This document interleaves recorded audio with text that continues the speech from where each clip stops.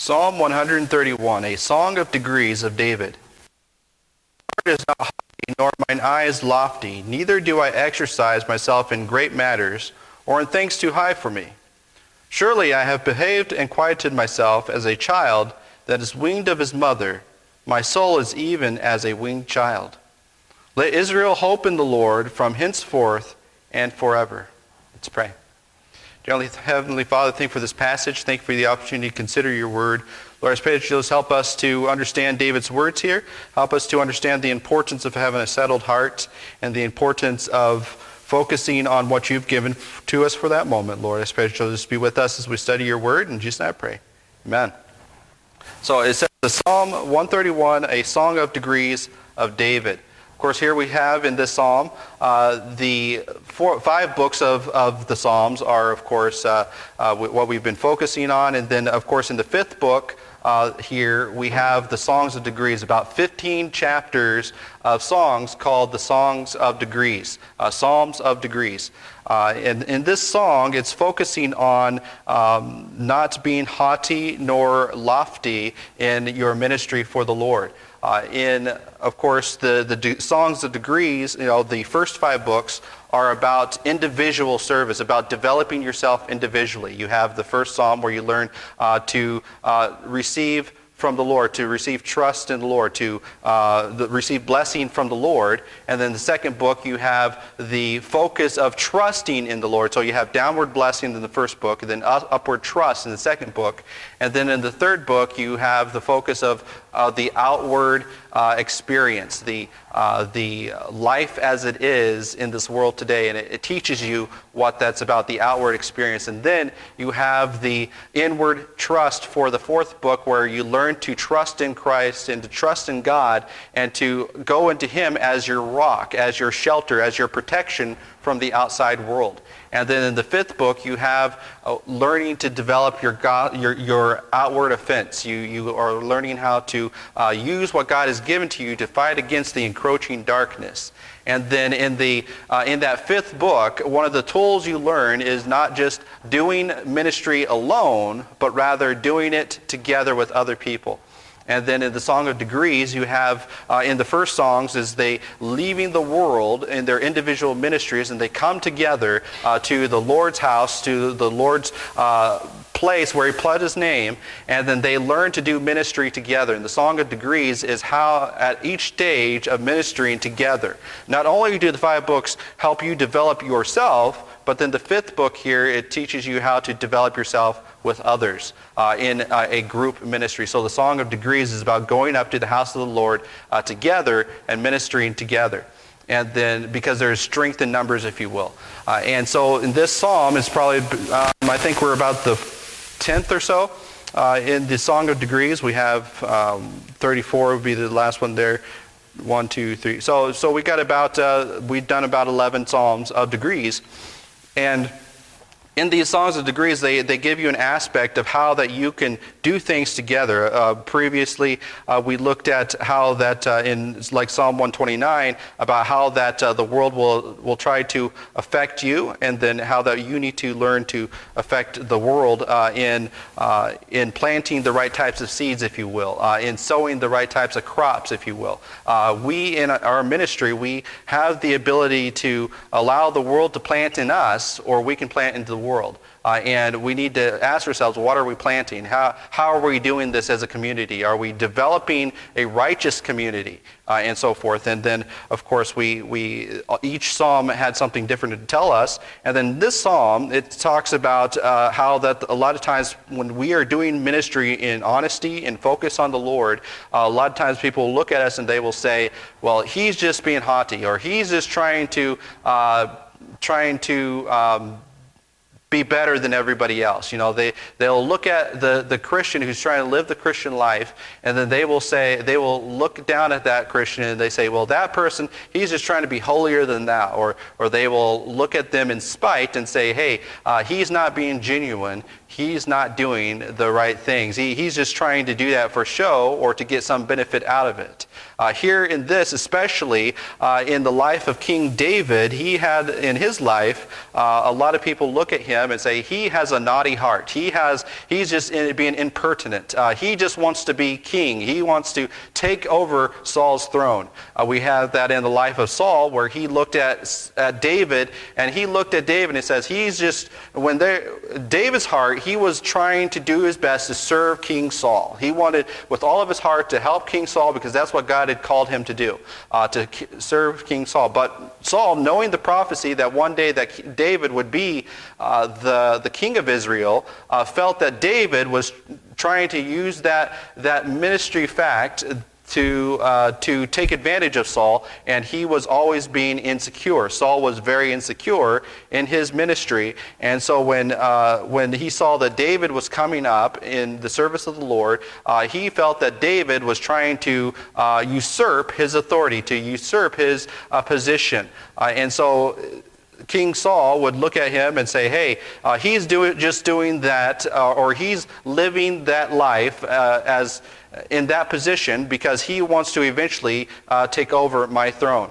And he felt that David's ministry was not one of genuineness, but rather one of trying to take over his authority and his throne. And so there was a lot of fear there. And a lot of times when you're doing ministry, somebody will see somebody else doing ministry better than they can, or they were doing something in rebellion, and therefore they were being punished by God in their ministry. And then they see God blessing another ministry, and then because of that sin in their own life, and they wanting to hide that, will cast blame or fault upon the servant of God trying to do the ministry themselves. So oftentimes you see this among brethren and sisters, is that when they have a hidden fault and that God is punishing them and correcting them, rather than resolving their own issue, they will reflect upon others. Well, I'm doing this because of selfish reasons, so it must be because that must mean that they are also doing the same things for God for selfish reasons, and everybody's just like me in sin. And so this is where King Saul came in when he saw David, the song where David's saying, hey, Saul slaying his thousands and David his 10,000s, and then he sees, oh no, he's doing better than I am, so now I must pull him down because he is just doing that out of the same selfish reasons that I'm doing these things, out of desire for position perhaps. Another thing that a lot of times in David's life, there was a time in his life when he brought the Ark of the Lord to Jerusalem. He finally established a place for the temple to eventually be placed, and he was taking it out of Bethel, and he was bringing it down to Jerusalem, or where it was previously. And then he finally got the Ark into Jerusalem, and then he was praising the Lord and worshiping the Lord in fervent spirit and great joy. And then his wife, Michal, which she was harboring bitterness in her own heart, where she says, well, he's not doing that for the Lord. He's just doing that to be a show-off. He's just doing that to be, he ended up, I don't know why, he's just wearing a linen ephod or something, and he doesn't necessarily look the best. Here's the king coming into Jerusalem, and for whatever reason, his clothes were not clean enough to be around the ark, and so he had to throw those clothes off and throw on a linen ephod to be around this ark. And when he was rejoicing, going along with this ark, his wife saw him. And she despised him in her heart, and she spoke against him and said, hey, he's not doing that ministry in honesty. He's doing that in a wrong way. He's doing that in a spiteful, he's not doing it in honesty, is basically how the story goes. And so there's oftentimes people will see you doing ministry, and then they will say, well, he's not doing that in the right way, or he's just doing it out of a selfish heart. We need to be careful, of course, obviously, if there's any truth into that, we need to check our own heart and make sure that we are not being lofty or haughty in our service for the Lord. Here it says, Lord, my heart is not haughty, nor mine eyes lofty. He tells the Lord, and he's telling, especially in the psalm, he's saying that my ministry is not being done in a haughty or a lofty way. When we're doing ministry together, we must ask ourselves, are we seeking a position of authority in the church, or a ministry position for the prestige of people looking up to me in that position? Or am I doing it for the Lord? A lot of times people desire the office of a bishop not because they want to serve the Lord in the best of God's ability that He gave to them, but rather they seek that office or that position or that ministry so that people will look at them a certain way. And they want to have the prestige, they want to have the people looking up to them and look at me, I'm this some great man. And they will want that ministry position or authority or that position at work just so that people can look up to them and say, wow, look at that man has arrived. And it's for a selfish reason. But here he says, my heart is not haughty or mine eyes lofty. We're not looking to get the position. We're not looking to get the title. We're not looking for those things. All we're doing is looking to serve the Lord. And so in this passage, David is telling the congregation of Israel in the Song of Degrees, when we do ministry, our hearts need to be not haughty. Our hearts need to be in a humble position. We need to do it for the Lord and not for ourselves. When we are doing ministry, let's do it. Yes, we will receive benefit and blessing from doing what God has called us to do. But in our hearts, let's do ministry for the Lord. Let's do it with a heart that is not trying to look down at others. Look at me, I'm the pastor, so you do it my way or go the highway. No, it has to be a nurturing heart, not one of authority, but rather one of compassion and care. And so here he says, my heart is not haughty, nor my eyes lofty. Nor my eyes lofty. And so here the heart being haughty, David learned to reject the pride of selfishness, the pride of doing things for yourself. In your heart, you must do ministry for the Lord and not for just your self-prestige. And so he learned, even though David eventually became king, and he became the highest authority in the land, there was in his life a desire only to serve the Lord in whatever position he was in. We see that before he became king, he was a lowly shepherd boy. And as a shepherd boy, he did not say, how can I somehow become king? No, as a shepherd boy, what did he say in his heart? How can I protect these sheep? How can I care for this person? How can I stop this animal from hurting the sheep? How can I, when I'm a shepherd boy, how can I stand up to a great giant? And so here in his ministry, in his life, starting out, the reason why he eventually was called of God to become king was not because he was king material. Samuel had all the boys lined up. He said he's looking at all David's brothers and all their qualities, and says, surely this one is the one. Surely that one is the one. And God's like, no, not that one. No, there's something in there. There's something not right there. So on the outward appearance, somebody may look like the right material for the job, the right person for the job, but they're not. Because their heart perhaps is haughty or their eyes are lofty. They have ambitions for themselves and not for the Lord. Here in this passage, we learn that our heart in ministry must not be ambitious for ourselves and must not be haughty in the idea that, well, I am the best that God is ever going to have, and I am the only one who can serve God in this position. No, God can use anybody in the position if they have the right heart. And our desire should not be to be king or to be the general of the Lord's armies.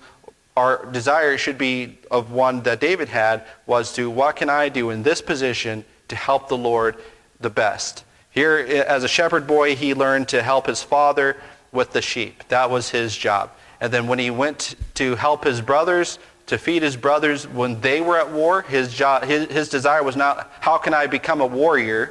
His desire was, how can I honor God? And this heathen is blaspheming God. How can I prevent him from from making a mockery of Christ, making a mockery of God. And so what David did was he went to those in authority, and he realizing that they would not do anything, he says, I know who God is, and I'm just going to proclaim. And he proclaimed with his mouth, this is what God has caused me to do with any other beast in the field that were hurting my sheep, the lion and the bear.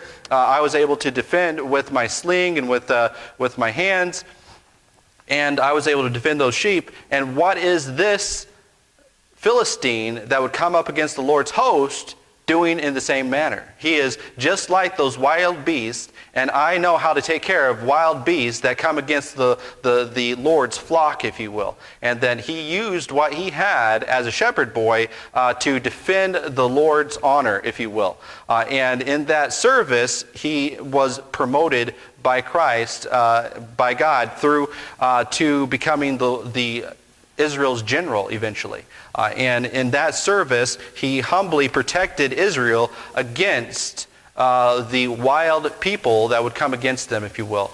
He went from one flock to another flock. And he did it not for his own ambition, but he did that to care for each flock. When he was with the sheep, he cared for that flock. When he was with the Israel, protecting Israel, he cared for that flock of Israel. Even when he was being hunted by King Saul and being destroyed by King Saul, and King Saul was allowing the wicked of Israel to come up against him, against Israel, to destroy Israel, David, as a fugitive, was defending the flock, if you will.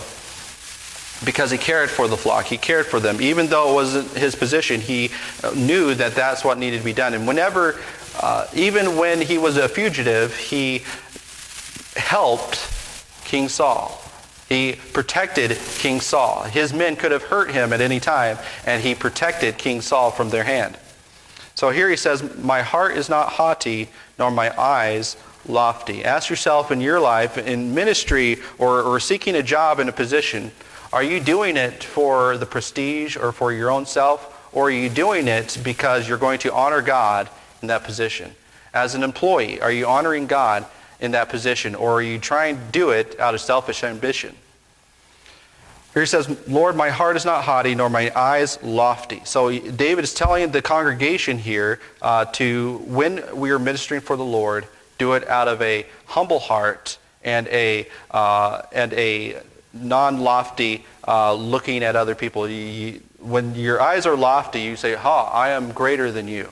No, you want to look through a lowly eyes. You want to look through a lowly heart. Somebody who is saying, how can I serve, rather than how can everybody serve me? And so here it says, nor mine eyes lofty. And then in connection with that, he says, neither do I exercise myself in great matters. In great matters. And so we need to notice this is one whole sentence, a compact sentence here, or in things too high for me. So he is ministering with a heart that is not haughty, nor is it his eyes lofty, and he is not concerning himself with great matters or in things too high for me. In other words, if he is a lowly shepherd boy, he's not going to try to run the army. And if he is the general, he's not going to try to be the king.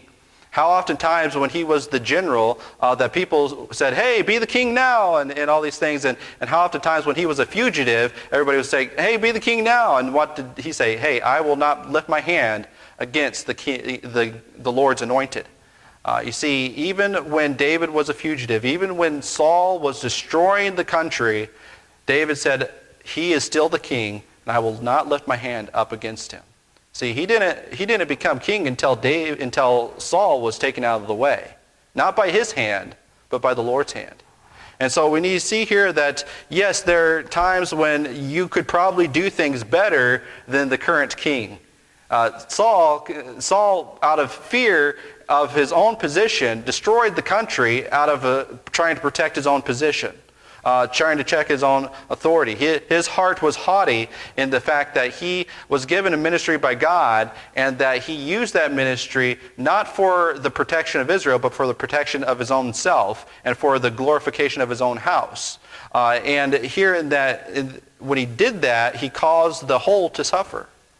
When we do things in our ministry for the protection of ourselves in that ministry, well, no, I messed up as the pastor, and now I gotta protect myself so I can keep that pastorate because I know God wants me to do this. No, if God wants you to do that, He'll take care of you and He'll protect you.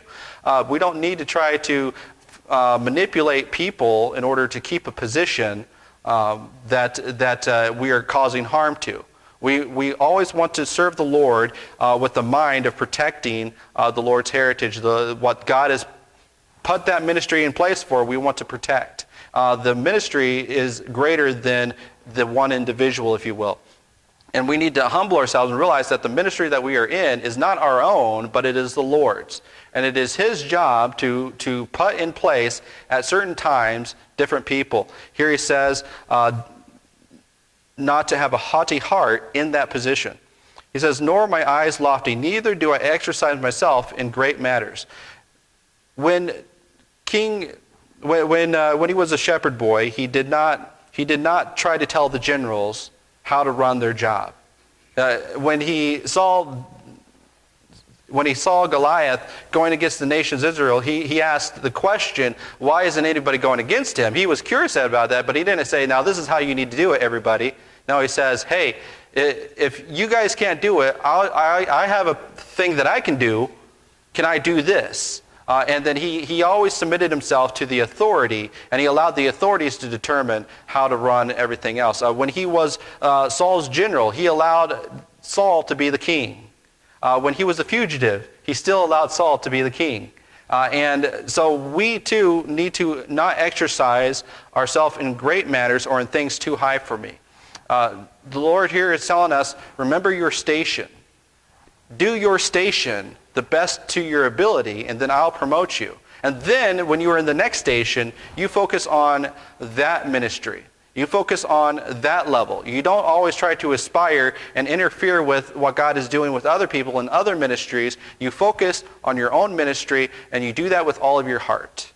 And so here King David is saying, don't try to look at other people's ministries or higher ministries and try to interfere with what they are doing. God will take care of them. You focus on your position in life. So if you are hired as the treasurer, don't try to be the CEO, if you will. God has, that company has a different CEO. You don't need to be concerning yourself with CEO matters. You need to be concerning yourself with treasury matters.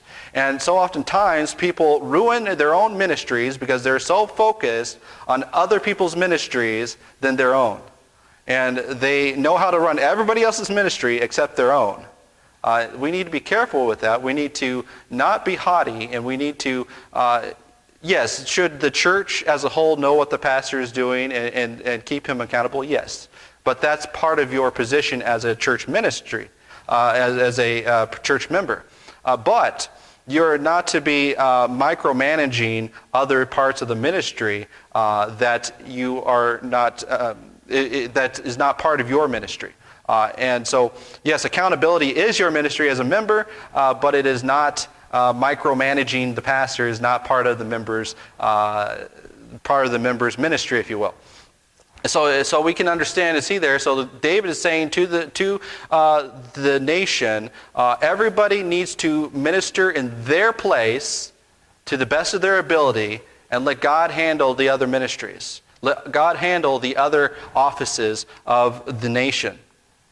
He says, surely I have behaved and quieted myself as a child that is weaned of his mother. How are we supposed to react when somebody is doing something in another ministry that we would disagree with, or we would do it differently, or so forth like this? He's saying here, I have weaned myself and quieted myself as a child that is weaned of his mother. So here we see he's serving with a humble heart. He's not lofty towards other people. He's not looking at other people and saying, well, I would have done it differently. He is not trying to exercise himself in great matters that have nothing to do with him. In other words, he minds his own business. And here he says, surely I have behaved and quieted myself. There will be times when we see something in other ministries that, of course, when David saw the Philistine opposing the nations of Israel, he had to speak up. There was a necessity. But in general, he would humble himself and say, hey, that's none of my business. I'm going to let the people in charge of that take care of that. I'm going to allow the Lord's people to take care of the army. See, it's kind of like fighting a battle. You don't fight, you're not an army of one. You fight David fought Goliath, but then the host of the Lord's army also fought, and they chose their battles, and they fought the Philistines as well. When Goliath fell down, they chased after the Philistines. The whole army was there. He did not concern himself with every single little military movement. He didn't look at people on the right. No, you got to use the sword in this way. No, he didn't stop to instruct every single person in the battle. He focused on his part of the battle, and everybody else did theirs. He says, surely I behaved and quieted myself. When we see other ministries going way that we want to do it, we don't have to be sticking our nose in everybody else's business. What we do here is we calm our hearts and say, the Lord knows what he's doing. The Lord will take care of that ministry. The people in charge of that ministry will take care of that issue. I don't have to insert myself. The same way with jobs or with companies. It's the same spirit. We can't be upset about every little thing that happens, because then we cannot properly do our own ministry if we're focused on theirs and ours. Surely I have behaved and quieted myself as a child that is weaned of his mother. Now you think about a child who is not weaned. They look at their mother as a source for nutrients. They look at their mother as somebody who is to feed them. Feed me. And their heart is selfish. Everything is about getting themselves nourishment. Everything is about getting themselves something from the mother. And a lot of times, you think about when the nation of Israel was in the wilderness, what were they always concerned about? Where's my next meal coming from? Where's my water coming from? Where's my food coming from? What is this type of food? I don't like this type of food. They're always complaining and murmuring about everything that God has called them to do. And God says, hey, I want you to follow me. I want you to trust me. I want you to care for me. A weaned child, when they realize that, hey, yeah, there's this time when you're getting weaned, that you get upset. Why are you no longer feeding me the way I used to be fed? Why are you no longer doing this? Why are you no longer doing that? And the child that is getting weaned, they're complaining that they no longer have the nutrients and the way they used to have it. And then they're asking, why are they doing this to me? This is not right. How could they ever do this to me as a little child? And that child gets upset until it's weaned. And then when that child is weaned, they realize, hey, I can wait. I don't have to have food every second of the day. I can wait until mealtime. I can wait until breakfast, lunch, and dinner instead of just calling out for mom and having it whenever I want. So oftentimes people are like a child that is not weaned, and they feel that everybody has to be at their beck and call and say, hey, you do things my way. Hey, this is the way you need to do things. Hey, you got to do this. You got to do that. Hey, this is what I need to do. How oftentimes do you have a member that will say, I'm just not getting fed there, and they're not feeding me the way I want to be fed. They're not doing things the way I want to be done. They're always upset that everything's not being done the way that they want it done. Everything's about them and their ministry and the way they would do things, and everything's about them. See, David's saying when you're doing ministry, you got to be like that weaned child. You have to wait on the mother. You have to allow the mother to determine when you're going to get breakfast, when you're going to get dinner, and when you're going to get lunch. And you've got to mature your relationship with your mom. She's not just always going to be at your beck and call. She is your mother. She is your authority. She is higher than you. A little child oftentimes does not know why he has to be weaned. That little child just has to be weaned. It's part of maturing in life. And then when they are weaned of their mother, they start realizing the relationship between the mother and the child develops into something different.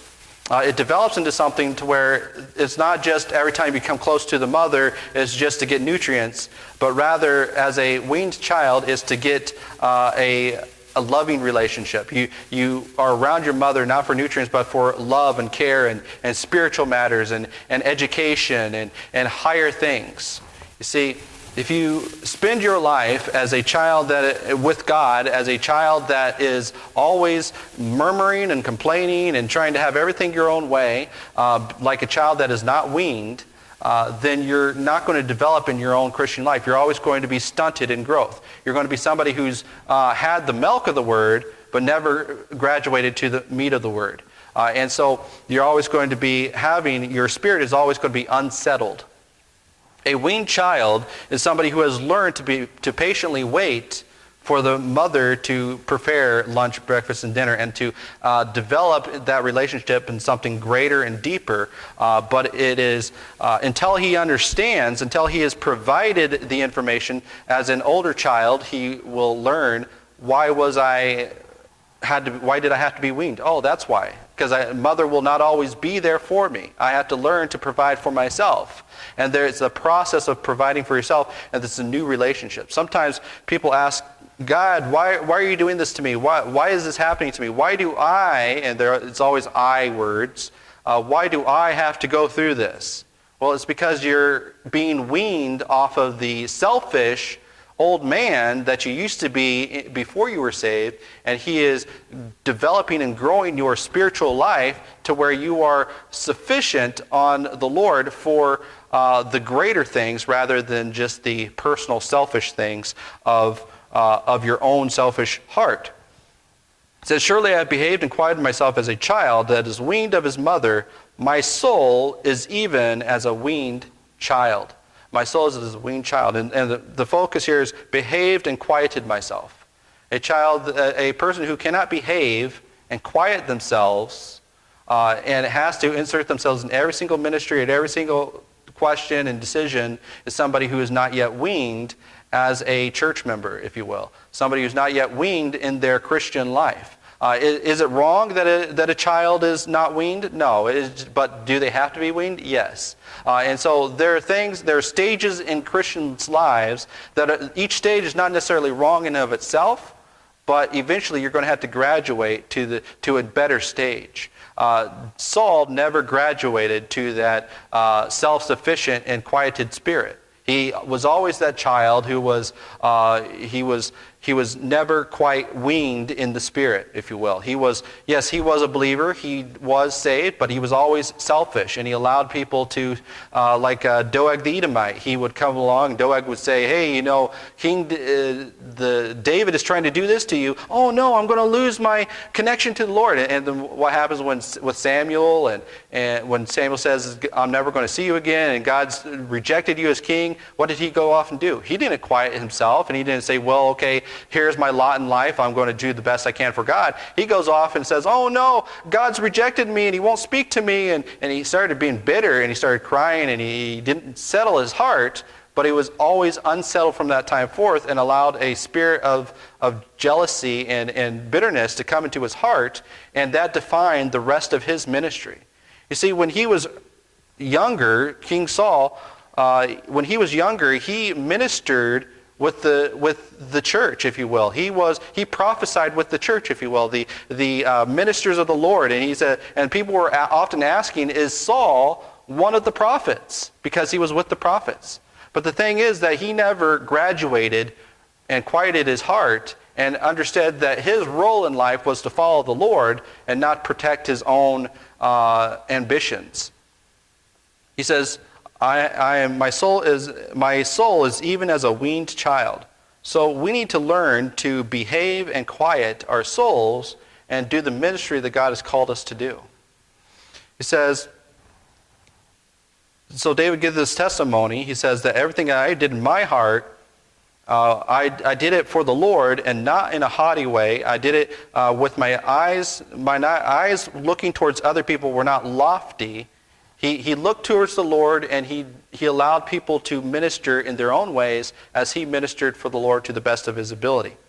He says, or things too high for me. He focused on his job at that moment in time, and then he quieted himself whenever he was tempted to go off into other areas. He behaved himself. He knew that as a shepherd boy, he knew his job and his position, and he did that to the best of his ability, and he allowed his dad to be the dad, and the king to be the king, and the army to be the army. And so we in our lives need to realize our position in the Lord's life, especially as we've been talking about this morning as living sacrifices, that our bodies are not to be used in the way, any old way that we feel at the moment. We need to allow our bodies to become living sacrifices, to be willing vessels of the Lord's service. And just as we talked about this morning about how that we need to do that by minding our own station, not trying to deal in matters higher than our station, and we need to focus on being, according to our measure of faith, being the minister that God would have us to minister, not trying to go beyond our faith into something that God has not called us to for that moment of time. Here it says, let Israel hope in the Lord from henceforth and forever. David is saying, look what I have done. And as the king of this nation, especially at this time when it was a younger nation, and he had just united people underneath his rule, he's encouraging them, look how I serve the Lord. Now everybody in Israel, if you follow the same pattern, then you too can serve the Lord to the best of your ability. You can use the measure of faith that God has given you for that moment of time, quiet your spirit and just do the work to the best of your ability, and God will bless you. And here he's saying, this is how you need to do ministry, Israel. Everybody in Israel hoping in the Lord, quieting their spirit, and serving with humility. Serving with humility. Just think if we as a church, every member in the church could get that concept down, is to not concern yourself with every other place in ministry and every other place in life and everything else that the church is doing. If you're not a Greek scholar, you don't need to be critiquing Greek scholars. If you're not a missionary in deepest darkest Africa, you don't need to be critiquing how deepest darkest Africa missionaries are doing ministry. And now obviously as supporters of missionaries and different things like that, we need to make sure that they are doing ministry wisely. There is a certain amount of accountability and requirement of ministers when you are sitting off ministry funds. But in the sense of micromanaging and in the sense of focusing on our ministry as God has called us into that time and place, and allowing God to correct other ministers without us getting involved is an important trait. How oftentimes that people love to discuss other churches' pastors online and ministries. They kind of lean back in their armchair with their favorite beverage, and they say, well, I wanted to have done it that way. Well, I don't like that pastor because he does this, or I want to do this. And they're all busy critiquing everybody else's ministry, but they can do no wrong. You see, we as Christians need to realize that God has placed us as living sacrifices into positions of ministry, not to critique other people, but to do that ministry to the best of our ability. And that's what Saul did, or King David did. It didn't start when he was a king. It didn't start when he was an old king. It started when he was a little shepherd boy underneath the tree, learning to play songs, learning to take care of sheep, bandaging sheep, finding lost sheep, doing the menial things of his family's ministry, this family's job. It's not even something that they felt was worthy to call him in from supper for. You know, when the great Samuel came to their house, he was so concerned with his sheep that the father's like, well, he's with the sheep. I'm not even going to call him in to see if he's one of the kings. He's qualified to be a king. Now, we need to not worry about that and allow God to choose us and to allow God to promote us. So oftentimes we want to be that person in the thick of everything and try to promote ourselves and find the higher station. What did Christ say? He says, seek first the lower place and then wait to be called up, rather than seeking the highest place and then being ashamed when you are called to go lower. And so we need to understand when we are to feast in the Lord's ministry, if you will, seek the lower positions, do it to the best of your ability, and then as God sees your heart, He will lift you up. As God sees you mature, He will bring you to your next stage of ministry. You don't need to be concerning yourself with higher matters if you're not taking care of your own ministry. And so we as Christians, we need to, and next week we'll be looking about how that David, it says, Lord, remember David and his afflictions, how that he had struggles in this aspect of ministry, but he didn't allow those struggles to prevent him from doing what he needed to do at the time. So we as Christians, we need to learn our station. We need to not think that it's a shameful thing to not go beyond your station, to do your station, to do your ministry to the best of your ability, and allow and wait in a quiet heart for God's promotion. Not for the promotion itself, but for the desire to do more for the Lord. Let's pray. Dear Heavenly Father, thank you for this passage. Lord, I pray that you'll just help us in our ministry, help us in our lives, in the stage of life that you've given to us, Lord, to look and seize upon those opportunities that you've given to us to serve you humbly, but with a fervent spirit, humbly, but with a great desire to do things that you have called us to do, and not worry about all those things that you have not called us to. Lord, I pray that you'll just help us to encourage those